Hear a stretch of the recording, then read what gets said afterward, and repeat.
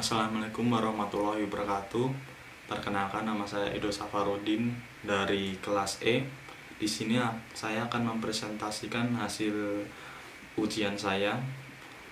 Langsung saja. Nah, di sini ada data makro Daerah Istimewa Yogyakarta. Selanjutnya ini data meso kawasan Ngaglik Sleman. Nah, ini data existingnya.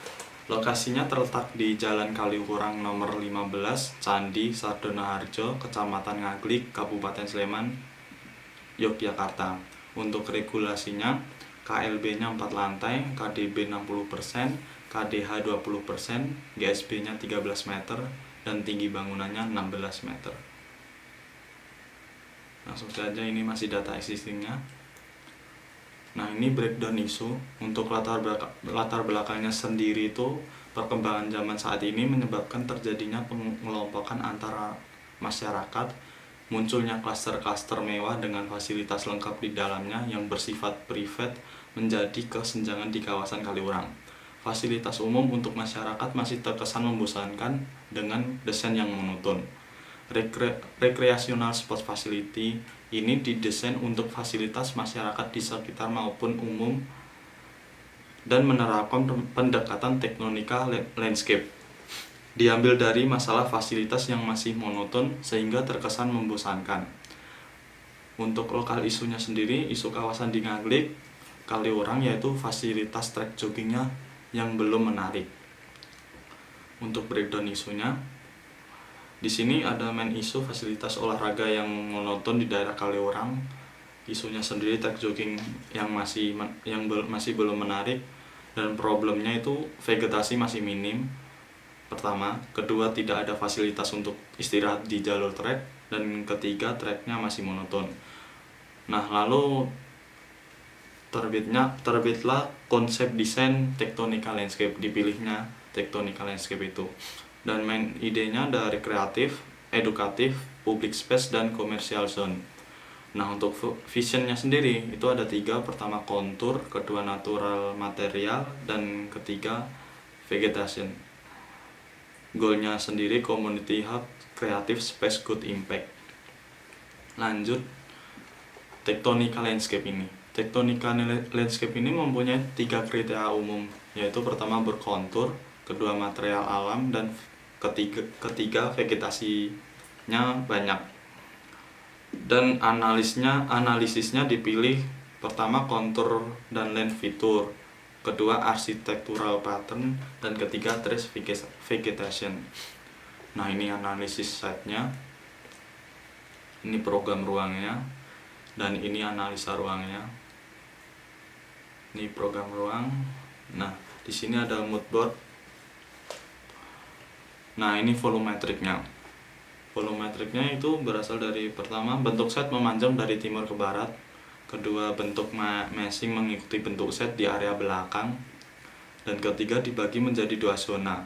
Zona yang bersifat rekreatif diletakkan di bagian belakang untuk menghindari kebisingan dan memanfaatkan view yang ada. Keempat sendiri, bentuk meshing dibuat lebih dinamis untuk merespon cahaya matahari dan arah datangnya angin.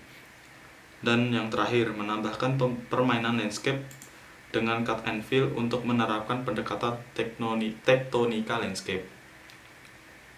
Nah, ini set plan-nya.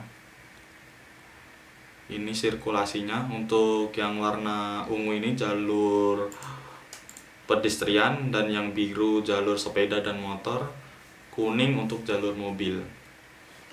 Ini landscape, dan ini waterscape-nya. Ini ada denah lantai 1, denah lantai 2. Ini tampak timur, dan yang bawah tampak barat. Yang kedua, ini yang atas tampak utara, yang bawah tampak selatan. Di sini ada potongan AA dan potongan BB. Nah, ini zero runoff-nya. Ini konsep landscape-nya. Hardscape-nya menggunakan material batu kali, karet jogging track, dan grass block. Untuk softscape-nya menggunakan rumput Swiss dan pohon Tanjung. Ini evacuation road. yang di bagian belakang ini di taman dan bagian depan itu di area plaza.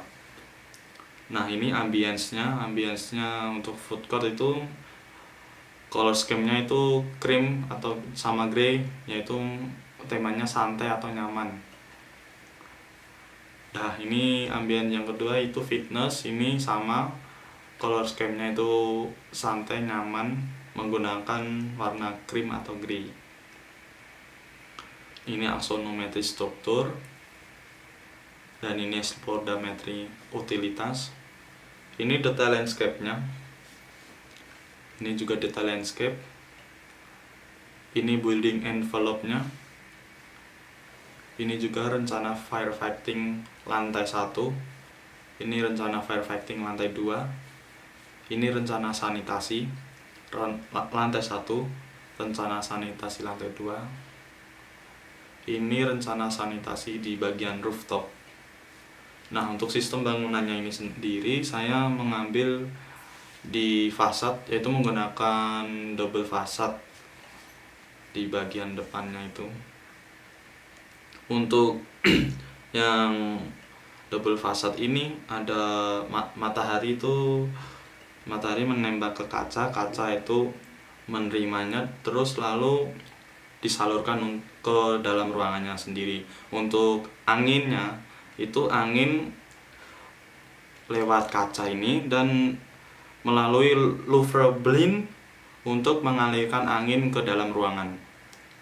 Dan yang terakhir, sistem bangunan, saya memilih irigasi curah atau sprinkle di tamannya. Alurnya sendiri itu ada airnya dari PDAM atau sumur, terus dipompa, terus